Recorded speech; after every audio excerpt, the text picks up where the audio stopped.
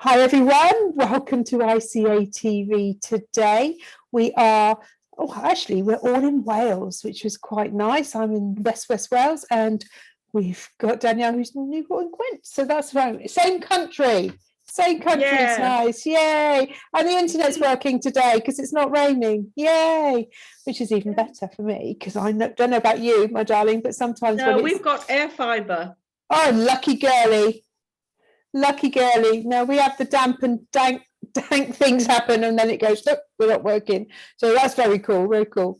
So ICA TV is for business owners, female business owners, and we're here to share our businesses out to the world. And that's why Danielle's here today. And we've had a little chat before, so hang on to your boots, girls. We know what's going on here. There's a lot of information about us ladies and how we can keep going and get our businesses going as well. So, Danielle, welcome to ICA TV. Thank you, Teresa. And tell everybody where you live and what you live in. Well, I live in Newport Gwent and I live in a real lighthouse and it's 200 years old this year. We overlook the sea and the Severn Estuary and also the Bristol Channel. Where we are, it's really beautiful. It's in the middle of nowhere. And we have the Wales coastal path as well, but we don't get many people walking. And the fields are so green at the moment. You know, that feeling that, just about to just burst into laughter or what have you. We love it. Yeah, I get it. And where I am, we've got, like you, we've got birds. We've got so many different types of birds. We've even got sort of unusual flies, I think. So, I know. No, nothing about flies. No. They're supposed to be quite, different, rare. And we get all sorts. Swans, they're so lovely. And every year they come. I mean, last year, normally they fly off in a sort of April time. But I think they knew about the thing. The thing we don't talk about. Yeah, they stayed on throughout the year, 2020. They all stayed on. And then this year, a lot of them have flown away and they come back and they fly off. And we do have like 6 maybe. They're in couples, Yeah, forever, aren't they? Yeah, lifetime. And they just stay behind and they have their little ones and they just like, it's really, wow. I think that's what we're meant to do, is to really enjoy nature, to actually look at nature. And before, I never, when you're young, you don't kind of appreciate nature, do you? Just get on with things, don't you? Keep buzzing around. She'll raise a family and you do this and you don't. But I did a photography course, and from then on I really enjoy nature. I love taking photos. Every day I take photos of nature. Wow. And your actual lighthouse there, I know that you used to use it as a business venue. Tell our audience what you used to do. Well, we've been a bed and breakfast and we bought the property when it was semi-derelict. We come from London and we've been in Wales 30 years now. And sometimes we sound like Welsh people, but I know, and my husband does as well. And our kids were born here, so they're sort of Welsh as well. But we did a lot of work and we restored the lantern room. It's quite famous. The lighthouse is famous throughout the world, even in America, in Canada, in Hong Kong, in Australia. And we were on the Hotel Inspector recently. Well, we were years ago, but again, they came for a revisit. And we had people sort of sending me emails about, what a beautiful place you've got, and from New Zealand and Australia. I'll put the link on so everybody can see where you are. Yeah, and so we've been in Doctor Who. They came to film 2 years ago. We were on series 12, episode 5, and they spent 2 days here filming. It was just so lovely, but they made the lighthouse look like derelict. That's very helpful. I know, we just go back in time. So we've been on on Good Morning, on Piers Morgan, and you just name it. And we've been on 100 Best British Homes. Wow, good girly. And what do you use, or what did you use the actual lighthouse for before this mad world hit us? It was a bed and breakfast, and we had weddings. It was a wedding venue for very small gatherings of 25 people or so, but then they could invite more people afterwards because they would hire a marquee. So our venue is mainly a DIY wedding venue. So people bring their own food, their own drinks, they do their entertainment. Yep. I'll shut my window before Daisy interrupts everybody. So it's actually a lovely place to be, and I will put a link up so people can have a little Google.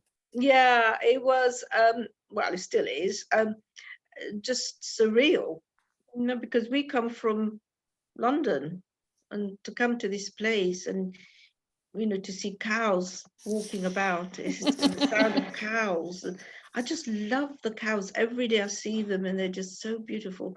Absolutely. And my dog actually likes to kiss them. Kissing dog of cattle. Wow. Yeah, I love cows. I think they're just an amazing thing. I know, they're so clever. I know. Talk to me about what's going on now. What's happening right now in your business?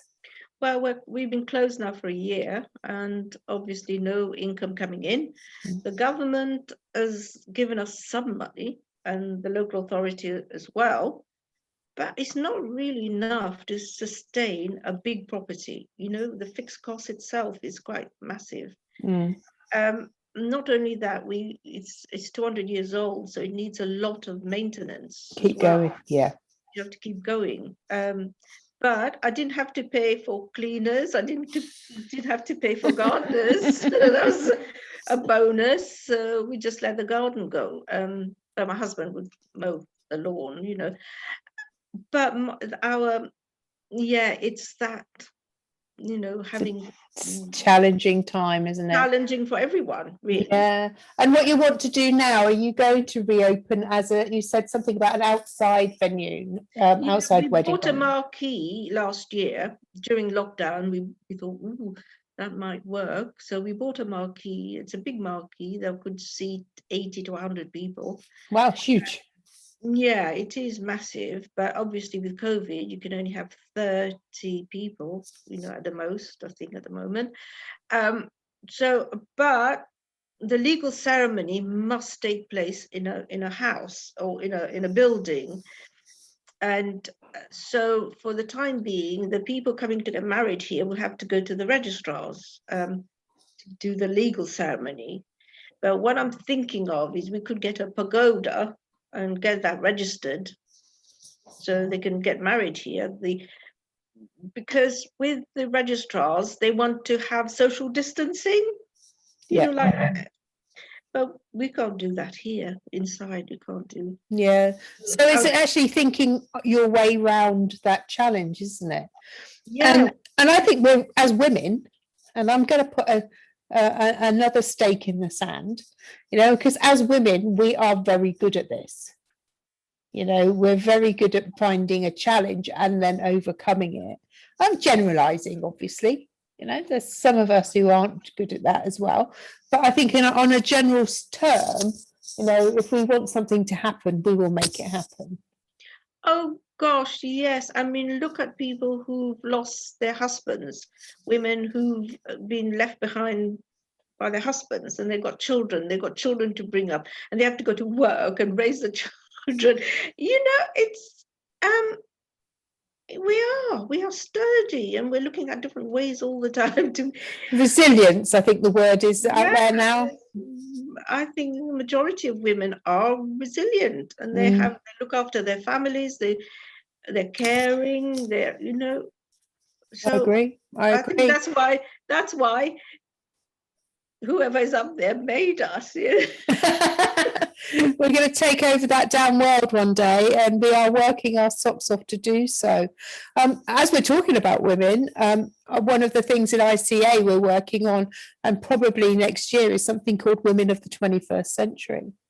And that's about celebrating women's stories, but also about, how we go from right now, what we're doing right now, to what we're going to be doing in the next year, what we're going to be doing in the next 2, 3, 4 years. And it doesn't have to be these big things like we're going to take over the world. Pinky in the Brain, I think that was, taking me back to my children's childhood. We're going to take over the world. It's not about that. It's about us growing as individuals and actually sharing how awesome we are. And if you do want to take over the world, wherever that is, whatever that is, then we work towards that as well. So I think, as women, we're very powerful. I think we are, but the women at the top, when they get to the top, say in politics, for example, they become like men. So what we have to educate young women is that if they do get to the top of their profession, they have to stay feminine, they have to stay caring. And, there's no point in, because that's what women did, didn't they, in the past? They used to dress up in suits and things to go to work. Because I'm like that. I kept it, it's like gravel thing, isn't it? And you see the politicians now, the women, they all dress up, but inside they're not feminine. They might look feminine, just like, but there's still that power struggle. Yeah, I wonder I don't know why the reason is. I suppose we're seeing, as women, we're seeing people who are in charge. We're seeing people at the top of their game, whatever that is, and they are usually men. Yeah, and even now, if you look at all the boards, you look at everything, the percentage of men, and you go, actually, they've got there because of whatever reason, and this is that we have to copy to be able to be that person, or how can we bring in this feminine gut feeling, intuition type of thing that we do automatically, rather than turning ourselves into a stereotypical man. No, we should be we're half of the population, but where are the women in parliament? Where are the women in the top companies? Absolutely. Oh, we've got a good conversation here. I totally agree. I think we have people who are leading the world a little bit. Our New Zealand Prime Minister. But she behaves like people at the top, She does, but she is making a stand in relation to childcare. She took her child into her offices, and she worked around breastfeeding, and so I know it's only tiny weeny steps, but we've got to keep that momentum going, and maybe more in the UK. Yeah, we need that, really. Oh, the young girls who are coming up to be taught something a bit different. Like, yes, I've been a hypnotherapist, and I've helped lots of people with confidence, self-esteem, and so on.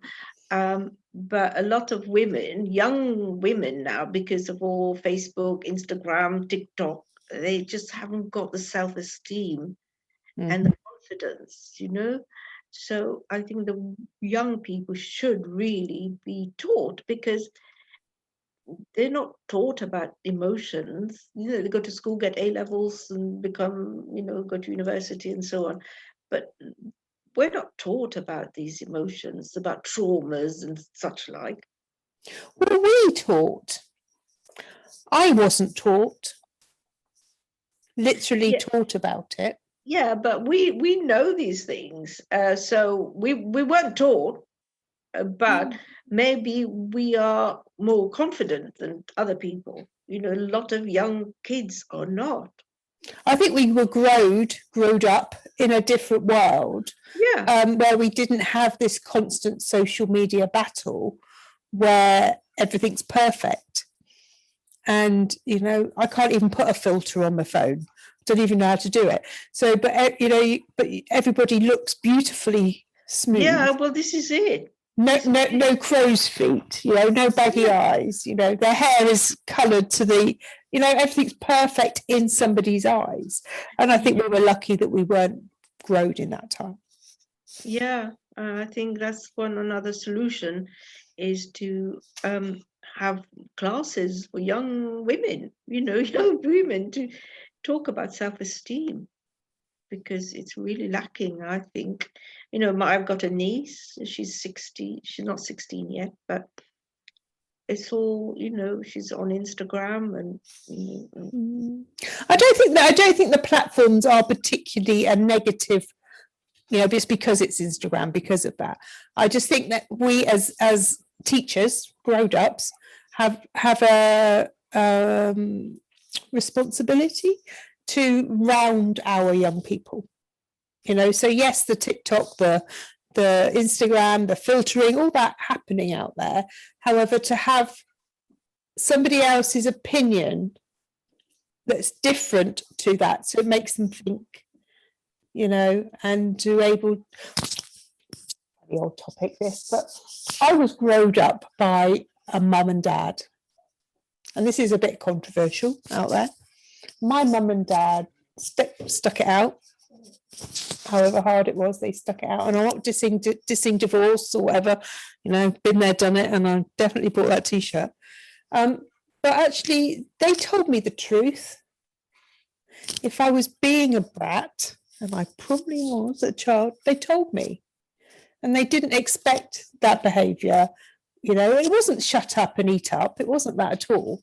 But it was like, actually, that behaviour is not the right way to behave. And I think I was lucky to have a mum and dad who told me the truth about how to be in society. And I'm hoping I'll pass that on to my boys, because I think I was parented really well. And I hope that I've parented my young people. They're not that young anymore, 20s, really well. What do you think about that as parents of your young people? I know you've got 2 boys. Yeah, I've got 2 boys and they're really good boys, so I can't complain about them. I've never had any problems with them. They've never been ill. They've never had childhood issues. They've, like illnesses. But I suppose they're a bit privileged because they went to, a private school. Yeah, they went to school. So they were in small classes and they were all well looked after, I would imagine. But in a family that is breaking up, we've been together for a long time, my husband and myself, so we provided some stability. So where you don't have stability, and also if there's bereavement in the family, because a lot of young people dying of cancer. My sister died of cancer 5-6 years ago, and she left behind young kids. So it's the trauma, isn't it? The trauma of life life, and people are not addressing the traumas, because there's no help. You ask the NHS, can I help as a hypnotherapist? Because I think this week is mental health week, and a lot of people need help, and the NHS. Well, there was this program on Radio 4. They're waiting like 2 years to get help. Whereas a hypnotherapist can just come in and just clear traumas and boost your confidence. So many topics, aren't there? So many topics that we can. No, seriously, I just want to say, I just came across these socks, and you don't have to go see a hypnotherapist. You just wear those socks, and it can reduce your stress level, your anxiety level, put more confidence in you. Pain, a lot of young people have pain, like my niece, she's got period pains, really bad. So I'm going to get her a pair of socks. And my husband had gout as well, and he wore the socks and they disappeared within a couple of days. So those socks, they work in a different way. It's like code being sent to your brain to kind of change certain things, and it improves your immune system. People with who are having babies, they might get scared of pain, and there are pads that would reduce the pain. So sounds like a magic answer. it's what they call it, neurotechnology. It's like it's the only one in the world that can do all these different things. But not only that, but with dementia, you wear these arm bands, and apparently it improves your memory. So you don't have to do anything. You don't have to go see a hypnotherapist, no, go see your doctor for anxiety, for antidepressant. So another topic. Oh yeah, another big topic there. I know, it's just there's so much available, but it's like also ADHD for kids, and with MS, ME, these socks are they're just like magic socks. And you see people, and there's one video of somebody with Parkinson's, and she's shaking. She puts the socks on, and the shakes just get diminished, and she can. Well, I know that you're very passionate about all this, obviously, because I can see, I can hear it, I can see it. And one of the things I'm going to ask is if you can, I've got a few links, but make sure I've got every link, and I'll put those in the interview for people to have a look at.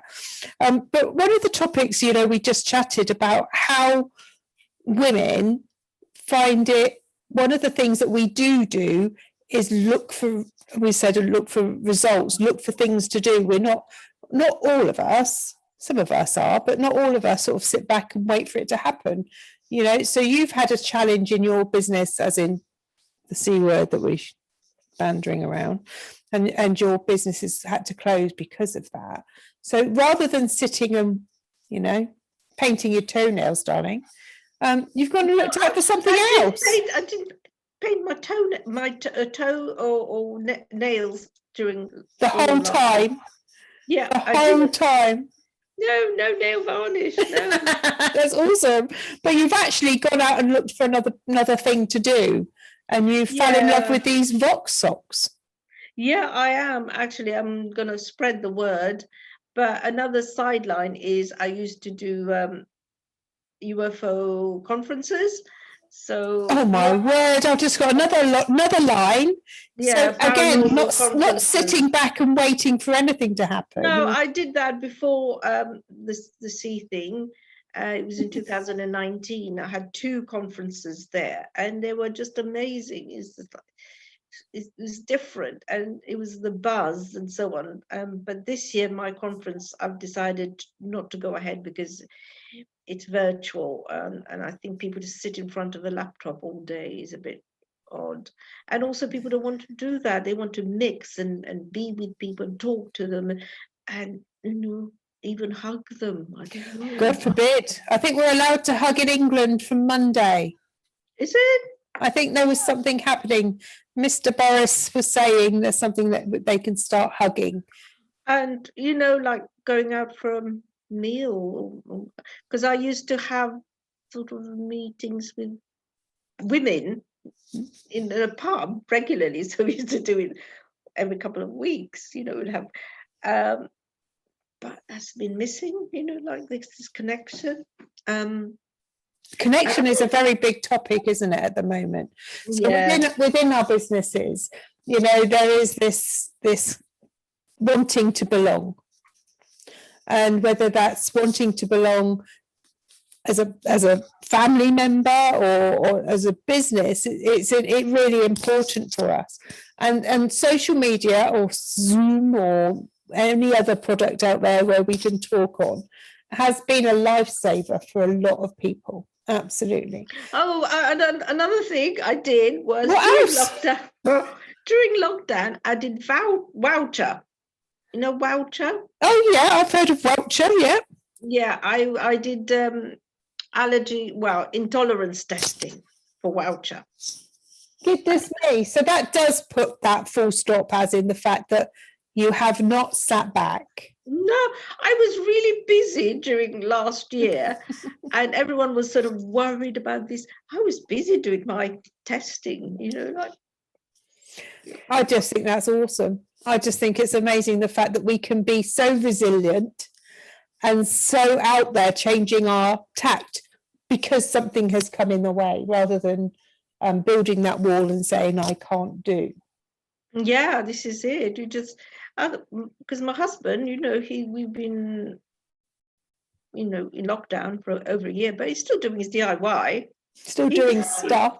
Yeah, on Sunday, I said, "Did you have a day off?" Oh, I get bored.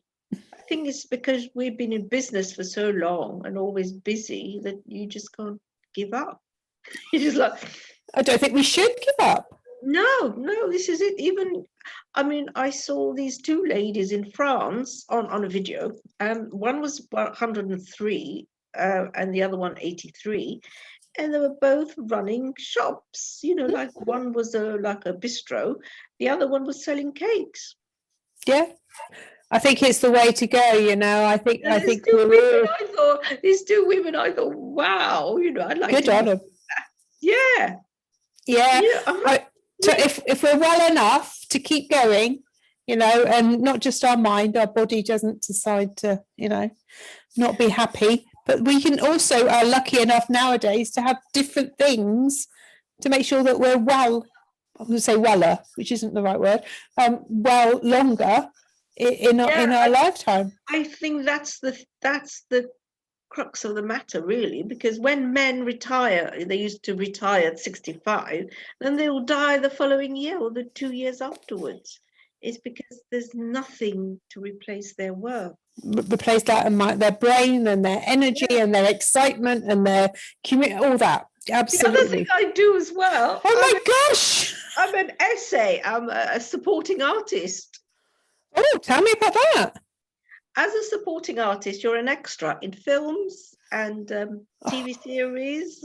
I've been on Casualty several times. I've been in My Skin. I've been Dodd. McDonald and Dodds. I've been Sex Education. Were you in Sex Education? Yeah. Wow. So that's another thing we've been doing during lockdown. I'm going to have to go through Sex Education again. Yeah. See if I spot you. Yeah, no, you can spot me in My Skin and we don't watch them afterwards, so but my sons have been in loads of series and films and so on. Goodness me. And my husband has been in an advert for Haven Holidays. It's awesome. Yeah, I was in it as well, in the swimming pool. So I was in the swimming pool for a whole day, just you'd be wrinkly. Yeah, gosh, but this is what we've been doing during lockdown. Oh my word! Because I think working as an essay is essential work, apparently. Oh, is it? Okay. Wouldn't even thought about it. Yeah, but you have to have the tests, and you have to have. But they pay you for the tests. Yeah. I just think I'm going to do the bloody marvellous. I just think you're an inspiration, my darling. Actually, to be able to, I'm not dissing any business out there who've had, such a bad 2 years, and we're definitely not out the woods. I believe we're not out the woods yet. No. But rather than sitting back and going, well, that's it, we have to live on whatever the government pay us, if they pay us anything, and we're just going to, potter around, watch the swans, cut the lawn. You've gone, bloody hell, and you've got a list of things that you're still doing. Inspirational.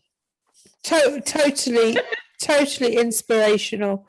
And I'd like to sort of hand that over to our audience, rather than, saying actually what we can't do because of, what can you do because of? What's changed in your life? Whether it's, you've got a bit more time to think, or go, actually, is there something else I want to do?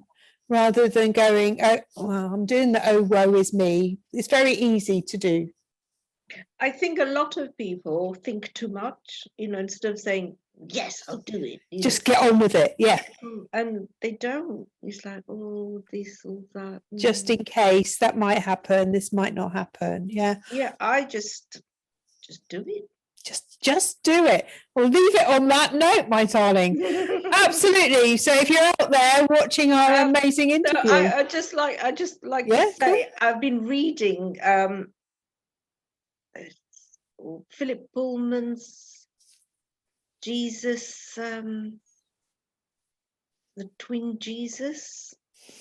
Heard of it. It's about Jesus and Christ. They're twins. And in it, because I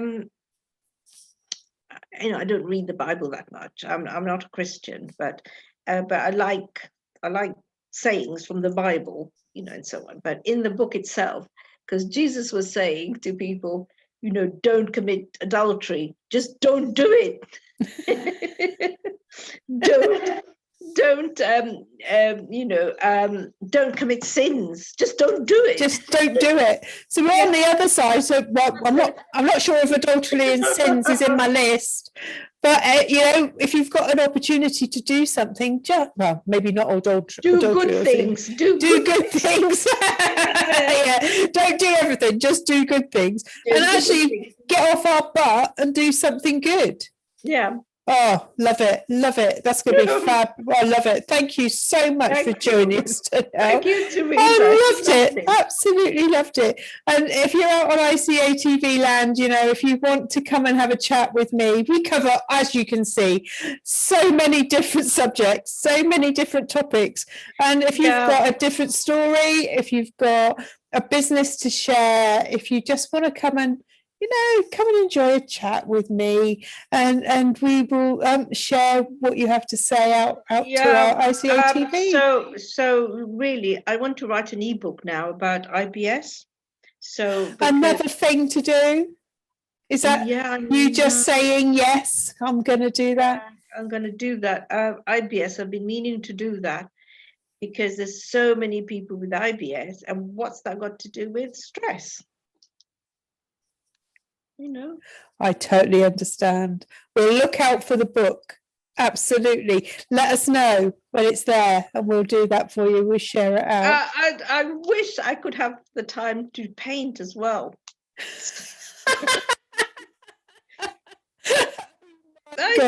Oh my God. We'll carve out a little bit of time for you. I'm going to say goodbye, Danielle. Thank you so much, my sweet.